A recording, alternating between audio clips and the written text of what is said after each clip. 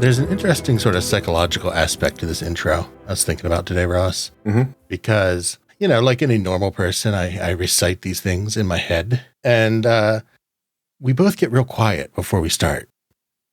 And it feels like psychologically you have to like break out of the silence, like, hey, welcome to Night Clerk Radio. But you really don't, because Two Mellow's amazing music is playing. Yeah. And that's wild. That's true. So, hey. Yeah. Welcome to Night Clerk Radio. We hope you like Two Mellow's music. We do.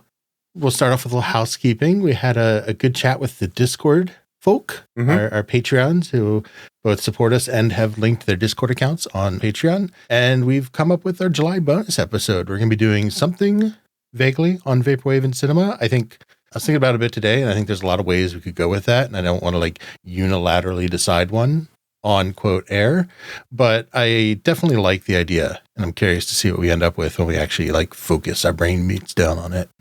Yeah, I'm very interested in the cinema aspect of it. I've been kind of obsessed about movies over the last year. Yeah, we've watched a lot of movies together. Yeah, both good and bad. Mostly bad, but there's some good movies in there. And just watching them and absorbing them and reading about them. So I do want to say, though, about your thing about the silence before we move on is perhaps that is the reason why I created the announcer voice. Yeah, RPPR has no music. Well, I put in music, but it's random every episode. And it's not like custom commissioned music, and it's not a part of our brand really per se. And it's just for me when we're recording that persona of that, like to rev myself up, to have the energy to be like, hey, that's very important. You want to get that energy going at the beginning of the episode so people want to listen to it, because if you start out at a low energy, man, people they're not gonna keep with it. So no, they're gonna know. And if you at home want to get on the exciting conversations like this or Vaporwave and Cinema, definitely check us out on Patreon, Night Clerk Radio. Make sure you link your Discord chat and join the community. But today, we're doing a topic of on topic summer jams, which is something I picked. Comically, we hit record last episode and didn't pick our next episode like we normally do. So summer jams is a bit off the top of my head. It's summer. Why not? Right. I also think that there's like a real stealth topic episode in there. The more I thought about it, because it occurs to me, I haven't had a summer jam album for like a long time. And it's something I always had as a kid in like a very normie sense. Like I remember in high school, like whatever pop album came out, like I very distinctly remember we had senior week, which was the first week after high school graduation. You'd go to, I'm in Maryland, so we'd go to Ocean City and just be degenerates. And right around senior week was when Weezer's Green album came out. Oh, man. And man, your boy listened to a lot of Hash Pipe and Island in the Sun. Yeah. But there's nothing really like that comparably for me in the last few years. There's like definitely summer songs or like ones that media determine, but nothing for me. Yeah. And it got me thinking that like the summer jam is like an intrinsically youthful, nostalgic concept for me now, because summer is no longer a different part of the year. Right? Yeah. Like when I was a kid or even up through my first time through undergrad, the summer was like, man, I get to fuck off. I don't do anything for 3 months. I mean, I didn't do anything while I was in class during my first undergrad, which is how you get my life trajectory. But just broadly, I was much less anxious about it during the summer. So, it's just about like freedom and how you spend your time and stuff, and music being like an anthem of some newfound freedom from society that I don't really have anymore. Yeah, certainly the music industry really pushes the idea of the summer jam, of the summer pop hit, and even for adults, like summer's vacation time. Like that's when you go because the kids are out of school, you all go on vacation somewhere to a theme park or whatever. And so there is this idea that summer is and like, culture. It's like the summer is the time of the grasshopper. Just, while the ant works away, this grasshopper plays, that kind of thing. And yeah, so I mean, I could definitely see that. And I certainly have those same kind of memories about, summer pop tunes being happy tunes. And that's just, kind of how it's set up. For me, though, when I think of summer jams, though, there's really like two types. There is the club bangers, we're getting down to fucking party. This is going to be a rager. And, take off all your clothes, that kind of. Everybody in the club, baby. Yeah, exactly. Getting all sweaty. And then the other one is the more relaxed and vacation / beach song. This predates our own youth, obviously. Margaritaville is the quintessential, beach tune. God. Yeah. I had a lot of Jimmy Buffett in my life from my parents. So you be careful. No disrespect. I mean, it's just it's an icon. Okay, it's an icon though. Yeah, and so you want something that reflects like what we think of summer. Light, airy, relaxed, hot.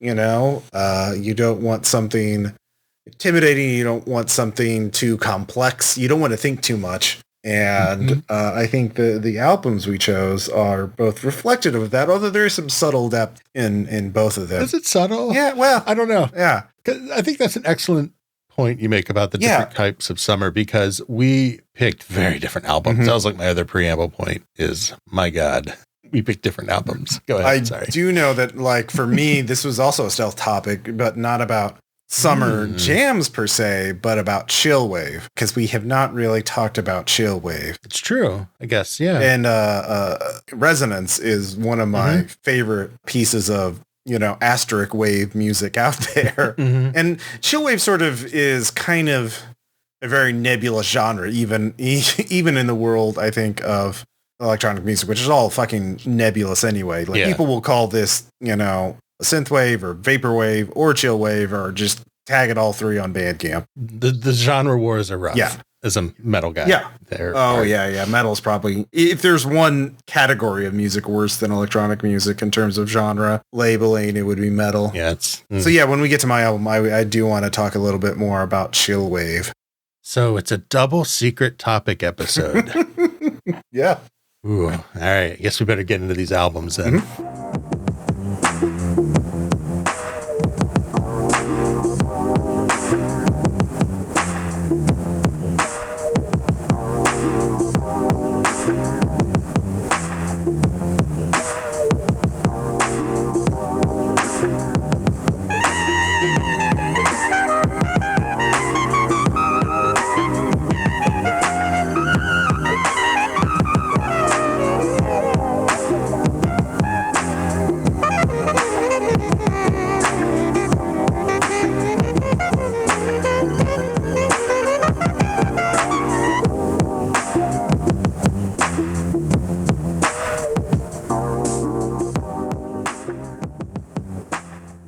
Those chill little saxes were from Boulevard Nights, which is track 5 on my pick as a summer jam album.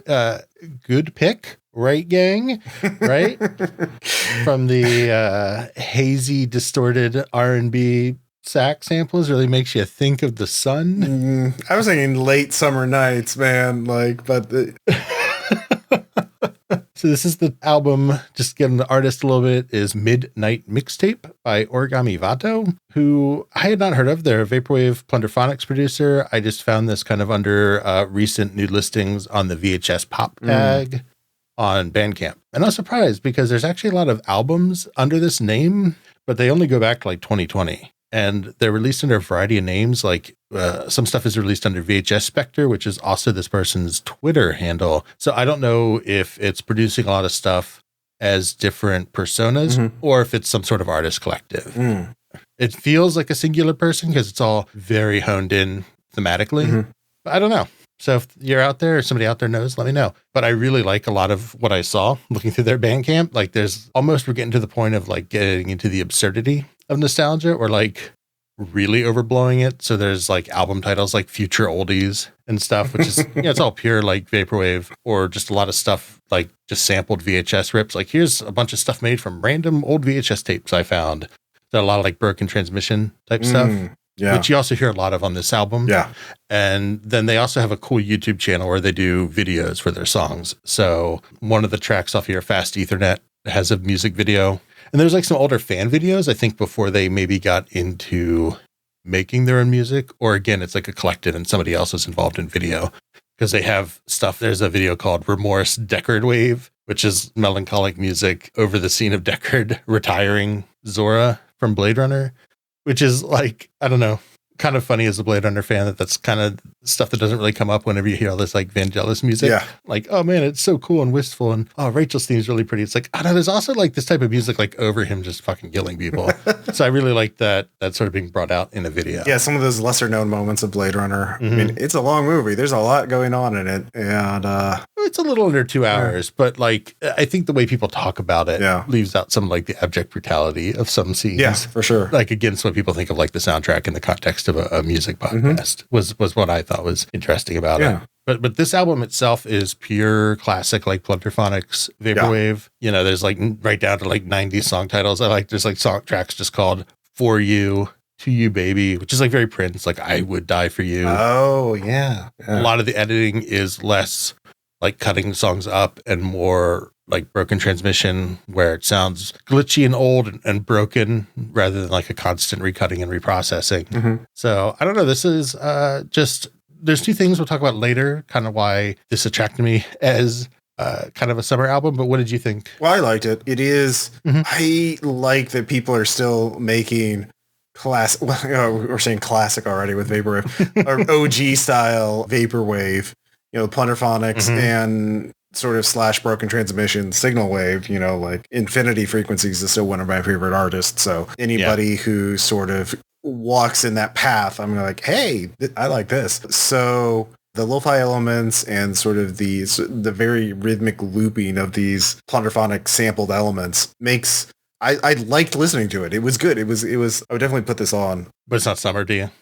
You know what? It is summer in an actually very kind of realistic way, because, you know, we have this, you know, we talked about summers be going out to parties, to beaches, to wherever, and going on vacation and driving with the top down. And that's like the stylized ideal version of summer. But summer in reality, for a lot of us, is actually sitting inside with the air conditioning on because you don't have the money to go on vacation, or you don't have friends you can go out, or maybe you don't even like going out. You know, it's too hot. You know, if you live in you live in the South where the humidity is like 100%, like it's just brutal out there, or going through a heat wave. And so it's sitting in a dark room as your air conditioner battles, you know, the heat, and you watch TV or play video games. And so I think that kind of summer is what this kind of evokes for me. Yeah, good. That's funny that you mentioned that, because maybe you saw, I have kind of the same point in my notes. So much of the summer aesthetic, like you just said, especially the Chillwave aesthetic, which we'll talk about like with your album, is like this very driving. Like I'm out with friends in my car, and we're cruising up the highway, you know, looking over the ocean, or you're just doing stuff all the time. That was not my summers. Like as a kid, we went to the beach and stuff, but most of my memories of that time spent was like just sitting in like a shitty minivan for 8 hours to get there. I didn't even thought about, the like driving down to North Carolina or whatever. The actual act of getting there and kind of being stuck in that environment with family more than like actually enjoying being on the beach. I think I was like a big beach kid. But yeah, I think that's funny. I'm glad that you also thought that, because that was like one of the 2 points where this was maybe my pushback against like summer as a time when you do stuff. Maybe it was like part of that pick. I mean, this is sort of like the reality versus the fantasy of pop culture. You know, the pop culture is like, you go to the beach, you have fun, and it's great. Well, if you're self-conscious about it, or you don't have friends, or you just have a bad time because of any number of reasons, you know, from food poisoning to getting sunburned or more serious injuries. The summer vacation, the joy is a very fragile thing, and not everyone gets to experience that. And so for a lot of people, it's safer bet to just stay inside. And exactly. And this kind of reflects that reality, and that may be depressing to you, but well, that's, you know, Vaporwave. It is kind of like the dissonance between the fantasy and the reality, and sort of walking on that edge. Yeah. Sounds edgy to say, but it's like holding up a mirror to kind of those memories, which is what I really like about a lot of this type of specific Vaporwave. Because some of this stuff does get really distorted. You know, I picked one of the cleaner samples for the intro, so people don't like turn everything off. But like, here's another example of really messing stuff up.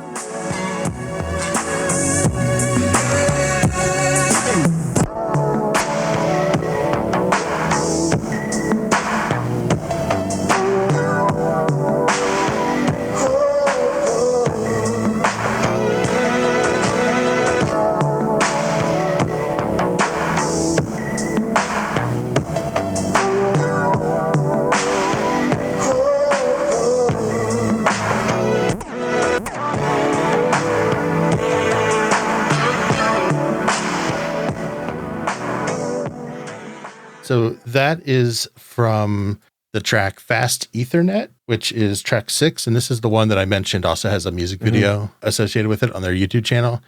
And this is just like straight your cassette's glitching. It's all messed up. It's skipping. It's warbly. And again, this is one of the more like aesthetic choices of glitch.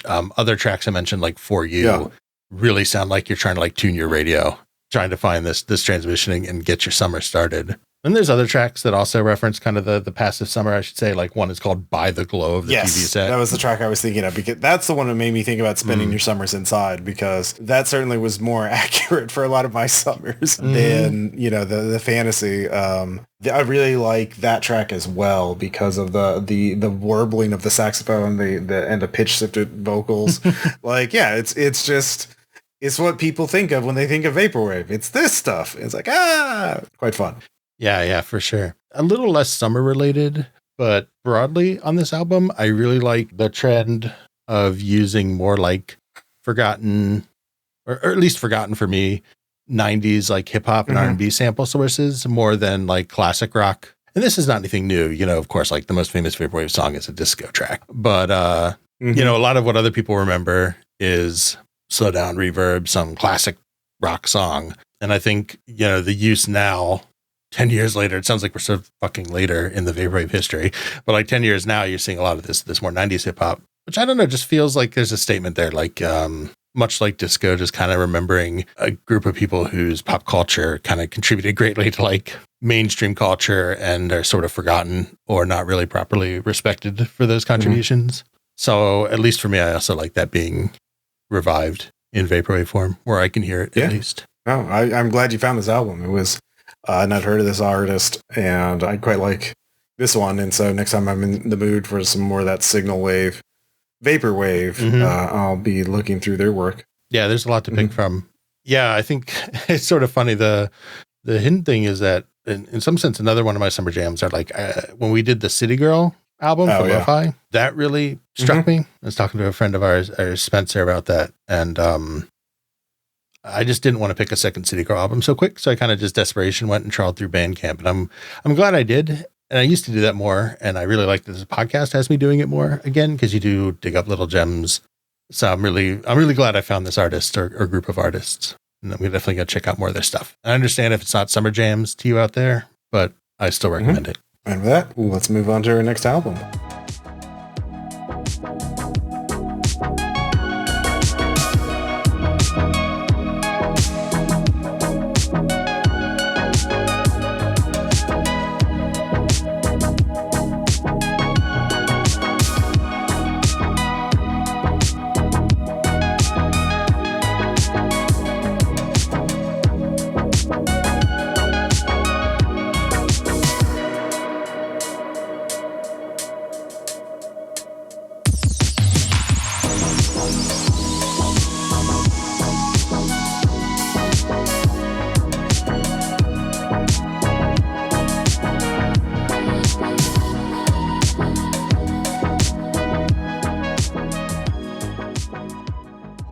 And that was from track 3. The song is called Hideaway, featuring Corrosia, and the album is Palmscapes by Hotel Pools, which is a great vaporwave artist name. Hotel Pools, he has revealed his real name has been Braun.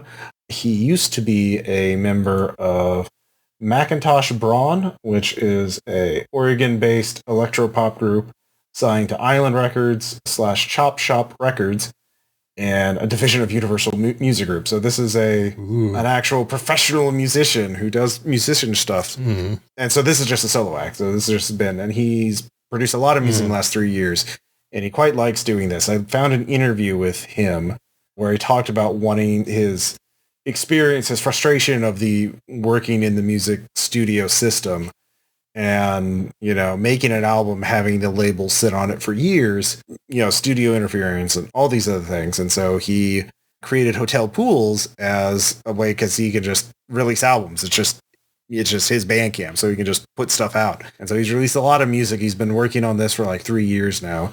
And this is his newest album. It came out in June, and it is Chillwave. Yeah, Chillwave is an interesting intersection, I think, between synthwave and vaporwave, because like vaporwave, you have a lot of like lo-fi elements. Also in synthwave, you have a lot of like use of older 80s and 90s synthesizers. In vaporwave, you have like a lot of like layered and textured sounds, but there's still a beat to it, so it's not really ambient, and it's often described as dreamy and lush. And you have these like sidechain pads to create, again, a very rich sound with just multiple layers. And that's kind of what we get in this album. And it does remind me of Home and the song Resonance, which again was a huge, huge hit. You've heard it all. It's one of the most frequently used songs in vaporwave memes and Simpson wave. So if you've seen like a looping video of Bart driving a car and the colors have been kind of messed up, that the song playing is almost certainly Resonance. Yeah, it was also on like a lot of explainer vids and stuff. Like it just became like YouTube, I don't know, signifier of some sort that you're like into music. But into vaporwave. Because again, it was also like on for a long time. I don't know if they still use it, but it was like the transition music for every Summoning Salt vid for a long time. Yeah. The speedrun documentary YouTube channel. Yeah. So I quite like this album. It's Chillwave for me. This is obviously, like I was talking about, my two categories of summer music, club bangers and beach music. It's obviously beach music. I don't think you're going to get a club banger in any vaporwave except maybe like a future funk song. So that would be hard to do, but this is definitely beach music. Like I like Chillwave, but I don't listen to a ton of it because maybe it's just me. It's almost feel like I'm eating, it's like candy, maybe too much of this is a bad thing. It's sweet and comforting, but is it good for my musical taste? If I listen to nothing but Chillwave, I also get sick of it after, like, if I listen to it for too long. Like, I do like it, but, like, I can't listen to more than for a couple hours at a time, like one or two albums worth. You know what I mean? Yeah, so what would be a genre for 1 or 2 hours? Yeah. Okay, because I was going to say, what would be a genre you could listen to, like, forever and not get sick of it? Like, would you be able to listen to dark ambient exclusively for the rest of your life? No, well, like for me, it's also like time of day. Like I could listen to drum and bass, as long as the sun is up, and when the sun goes down, I switch to dark ambient. Like that's kind of okay, because it feels inappropriate to play dark ambient when it's like 11 a.m. or something, and the sun's out and it's bright, and it it's like, well, it's a little too cheerful outside to listen to dark ambient.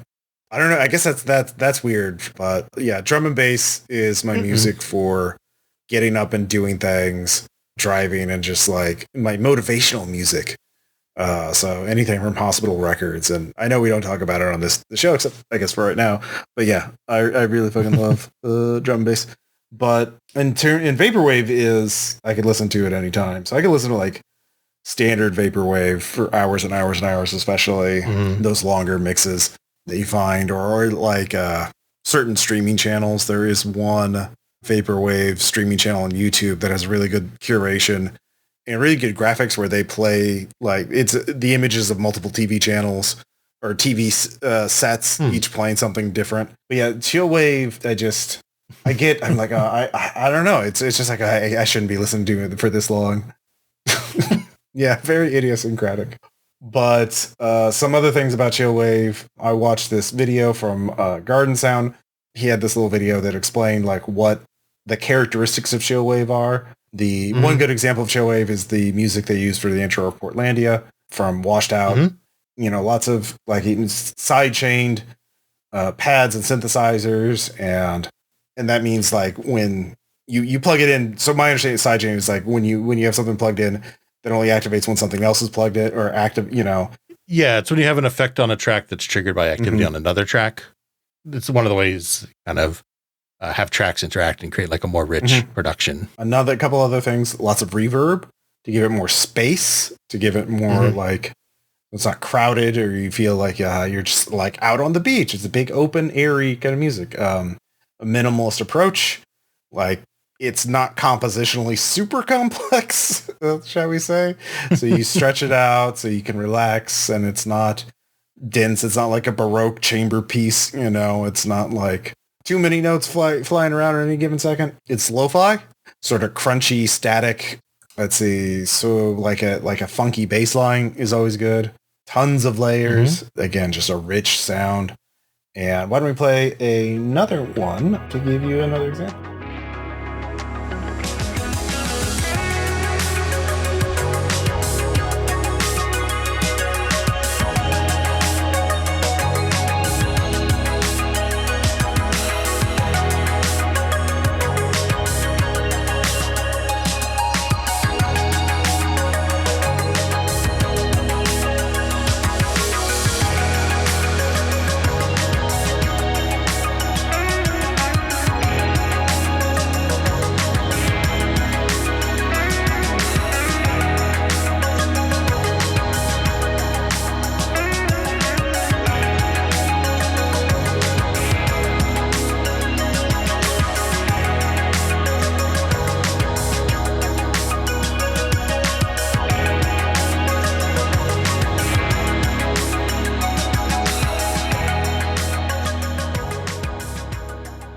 And that was from track 5, Splash. Yeah, I really like this track. They've got these like drums coming in and like guitar, and it's really nice. So it's a really good representative album of Chillwave.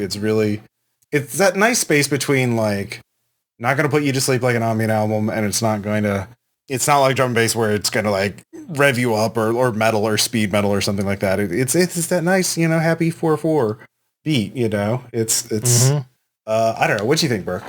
Yeah, I liked it. So like of all of the more, I don't know, upbeat star waves, asterisk waves, Chillwave is probably the most listenable to me, versus like really like synthwave or Outrun, which didn't have wave in it. So I guess it wouldn't be caught by that, but you know what I mean? Or like future funk and stuff. So you talking about like this reminding you of home and how much you love home totally makes sense. Cause that's the other thing I was thinking about this album is that it very much wears that home influence on its sleeve. I think there's a lot of stuff since like Resonance where everyone kind of does the same like watery ripply reverb effect on their synth, like that bwomp bwomp bwomp bwomp bwomp bwomp bwomp, like that sort of effect. You hear a lot now throughout this album, but there's a lot of it I really liked. I'll open with like a mild criticism, I guess, which is if there was another version of this album that had the drums mixed a little less punchy, I think I would really like it. Brought them down. Because I think there's a lot, just a smidge or something in the attack of them and stuff, because there's a lot of like really nice synth stuff. So I really like the track Waves, track 4. I really like just the synth play at the beginning of that. And just the drums come in and they're almost like too driving and intense. Like they're very strong. Yeah. As far as Chillwave goes, there's strong, which normally I like. I normally like drums. The track you just sampled, track 5, I really liked because it was purposefully very drum forward rather than sometimes I think like they kind of come in as part of building it up, they come in 30 seconds or a minute later, but they're like just very intense for me. But that being said, I still think it generally achieves its goal where like you still kind of in the best way, like defocus from it. And the tracks are different enough that you don't feel like everything's the same. You're just kind of lost in this like generic synth haze. That's absolutely not the case. It all sounds really great, but at the same time, you still do kind of, I guess I use the word kind of defocus. I think that's like the chill part of Chillwave for me. But the genre is interesting because Chillwave now, as it's talked about, like post home, I guess, is very different than like Chillwave as I remember it. Like you talked about like the Portlandia theme from Washed Out, but like other like Washed Out and Neon Indian stuff early, that early Chillwave sounds nothing like this. It's a very 2010 sound, It's not just 2010s, but it's like functionally different. Like it's acoustic instruments. It's much less electronica genre. It's much more of like vocals and singing and lyrics and like actual is not the right word because it makes it sound like there's not anything going on in Chillwave, but more of a focus on being like more of a nostalgic rock. Yeah. Right.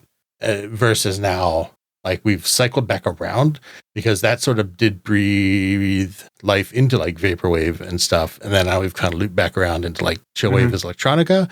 And then a lot of that early stuff in genre dumbness, I think is more like chill pop now, I guess. Even though that was what was called Chillwave like 10 years ago. Because I remember, liking a lot of that stuff. I think I kind of define albums from that period as like what I would listen to a lot while walking to school in Boston. And like, yeah, Paracosm was one of my walking, because it was like a 20-minute walk from my apartment. And yeah, Paracosm was like one of my walking albums. I liked it a great bit at the time, but it is nothing like what you hear here. Or other stuff is like Tycho is, I think, more electronic, but also has like still a bit more like string arpeggio type stuff rather than just being this pure synth wash, I guess I would call it. Like a lot of modern chillwave is just being, in a good way, like this washing over the soundscape of like synth effects and production and soundscape, which is really nice. I really like it, but it's just really different. I'm curious if it was home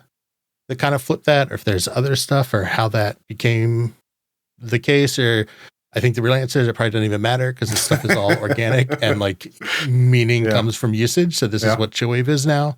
Well, no, I think these little, like, I don't care about genre, but I also think like the evolution of how people use these terms is interesting.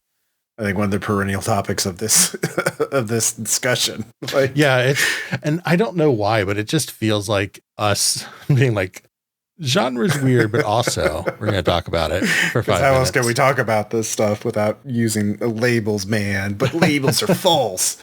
Can you dig it? Well, I think it's also the part of the topic that's interesting to me is how people like interact with this art and construct meaning from it, and calling it certain stuff is one of the ways people do that, because that's how, you kind of, everybody does kind of commodify your identity through that. So it has to be named the right thing for you to want to consume, to be who you think you have to be in a consumer landscape. Which is why, like, maybe that's not so much the case in a lot of this vaporwave that you just sort of listen to for free, but it still is like self-branding in like a weird way to put it. And it's definitely a thing in metal of like, oh no, bro, I don't listen to speed metal, man. It's all just technical scales, man. It's not real music like doom metal, which is like more pensive, bro. Like, I'm definitely not doing that. And that behavior is kind of gross to me, but I think it's one of the ways the genre functions as a marketing tool. Yeah. But speaking of genres, it's interesting to think about. Yeah, sorry.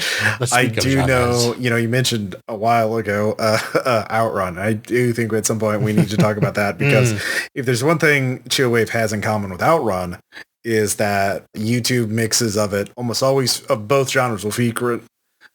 They will have an image, a looping image, a video of a car driving to a sunset. And that's kind of like the iconic sort of like symbolism of this, of Chillwave is like driving or traveling and yearning for a past or a future that never was. Again, ontological. It's beach music, but there is a bit of contemplative nature to it. Outrun, on the other hand, is obviously way more like driving is fucking awesome. And when you talk about that, I realize we should get into that a bit at some time. But this is it is actually really good beach music. I think this would be really good to have, or just vibing, as the kids say these days. They do say that. They do say that. We're experts, apparently. So, and it's also good to know, like, I don't know, I like that this kind of music is being made today, and that like a professional musician who has, a deal, who's had the Macintosh Braun had their music featured in Riverdale. Ooh. Yeah. But like the artist is still like, fuck, I hate working in the system, man. I'm just going to release my own stuff on Bandcamp. And I find that like, well, I don't know if it's reassuring or disheartening to know that like even people who receive some commercial success are like, oh man, fuck, this is all bullshit. And they're going back to releasing their own stuff. Yeah, I think you see that with artists, like once he was free of Harry Potter, Daniel Radcliffe just did a bunch of weird fucking like stage shows and everything. Just be weird.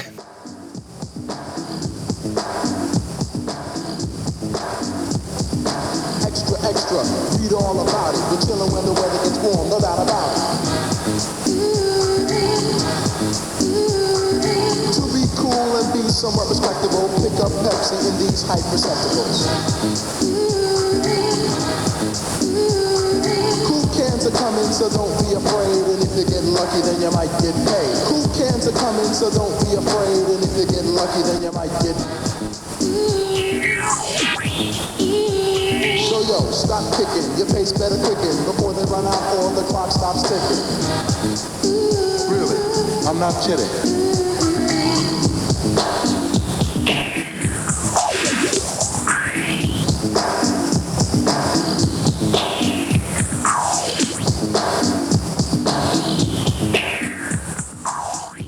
So thanks for listening. I actually had a lot of fun diving into what summer jams mean to each of us and kind of the album we end up picking. If you have a summer jam you want to recommend or you want to yell at us about our summer jams, we're out there. You can reach out to us.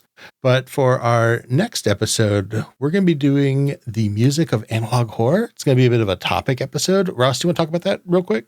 Yeah, analog horror is a new horror genre that is really popular on YouTube right now, but also throughout social media and the internet. And it's sort of like VHS horror and the idea of taking media that, especially like old television, older 80s, 90s television or educational films, and making scary things out of them. The biggest example of that is a YouTube channel called Local 58, which has created some viral hit videos about, you know, emergency broadcast warnings that are really weird, man. And there's crossover with SCP, the SCP kind of aesthetic to a degree. And there's a huge amount of like influence in terms of like the vaporwave, lo-fi, and hauntological aesthetic in analog horror, as you can imagine. And they both have interesting uses of music. And when they don't use music, you know, silence is also a kind of soundtrack. So that's right. Yeah. And it's very lo-fi. So yeah, it's something to look into. And we've already talked about like spoopy music before. So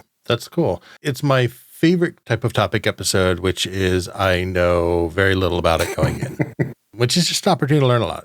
If you want to get involved in these types of discussions or suggest other stuff, you can always find your way over to our Patreon, Night Clerk Radio on patreon.com. Chip in, link your Discord, join our community, chat with us about anything we talk about on these episodes. Look at our cool links, especially Ross. Ross is very proud of the stuff he links, which is, he should be. They're good links. Otherwise, you can find us on Twitter at Night Clerk Radio. Ross is at Ross Payton. I am at Birk McBirkinson. You can also find Night Clerk Radio most anywhere else, websites, Facebooks, Instagram, YouTube, wherever you do choose to interact with us. Just please, you know, rate, review. If there's a thing you can click that says, I like this, click it. Apple Podcasts, Spotify, whatever and wherever. So thank you again for listening. And if you find yourself driving on the highway on a summer night, make sure to bring a cassette of a couple of these albums.